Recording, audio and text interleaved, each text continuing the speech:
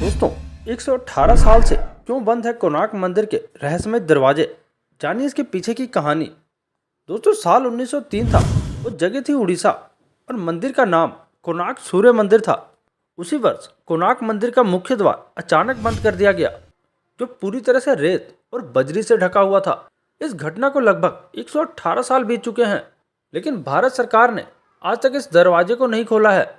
जब आप कोणार्क मंदिर जाते हैं तो आपको मंदिर का मुख्य द्वार बंद दिखाई देता है। फिर आपके मन में भी प्रश्न होता होगा कि यह दरवाजा बंद क्यों है। आप इस मंदिर के क्षेत्र में घूम सकते हैं, लेकिन इस मंदिर की भव्यता और रहस्य इस मंदिर के बीच के मुख्य द्वार के अंदर मौजूद है। इस मंदिर से कई रहस्य जुड़े हुए हैं, क्योंकि यह मंदिर अधूरा है। यह अधूरा ही नहीं, इसकी खास बात यह है कि यह मंदिर शापित भी है। सैकड़ों वर्षों तक यह मंदिर रेत में दबा रहा।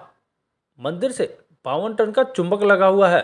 इस मंदिर को बनाने वाले शिल्पी ने आत्महत्या कर ली थी। यह भी कहा जाता है कि रात के समय इस मंदिर में नर्तकियों की आवाजें आती हैं। ऐसे कई राज हैं जो आपके होश उड़ा देंगे।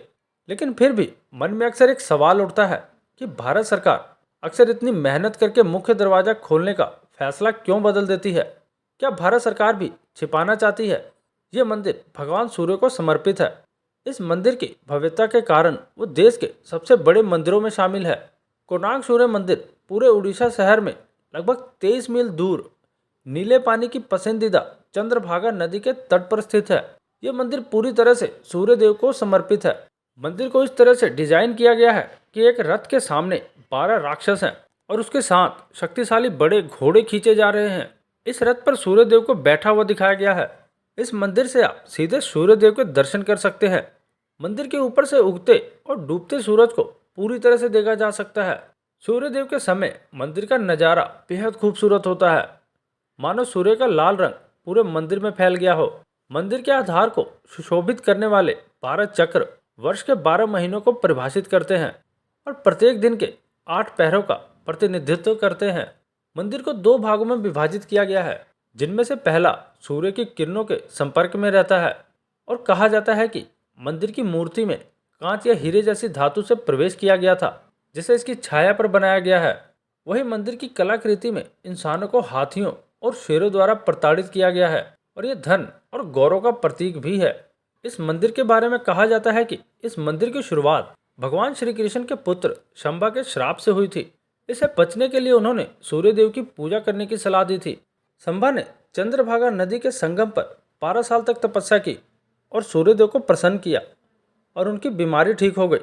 इसके बाद शंबा ने भगवान सूर्यदेव का मंदिर बनाने का फैसला किया।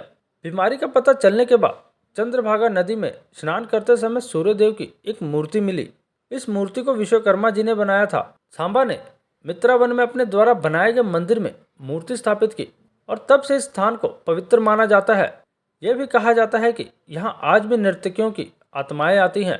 लोगों की माने तो यहाँ रोज शाम को राजा के दरबार में नर्तकियाँ नृत्य करते हैं।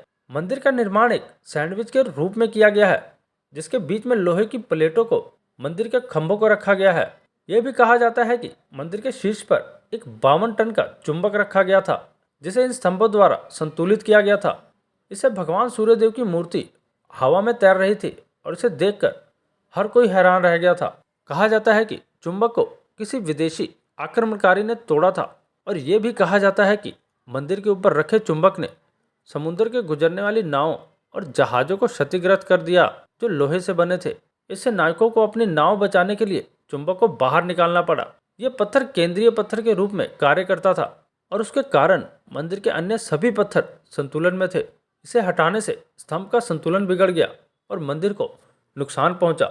लेकिन इस घटना का कोई ऐतिहासिक विवरण नहीं है और ना ही ऐसे चुंबकीय पत्थर का कोई विवरण है।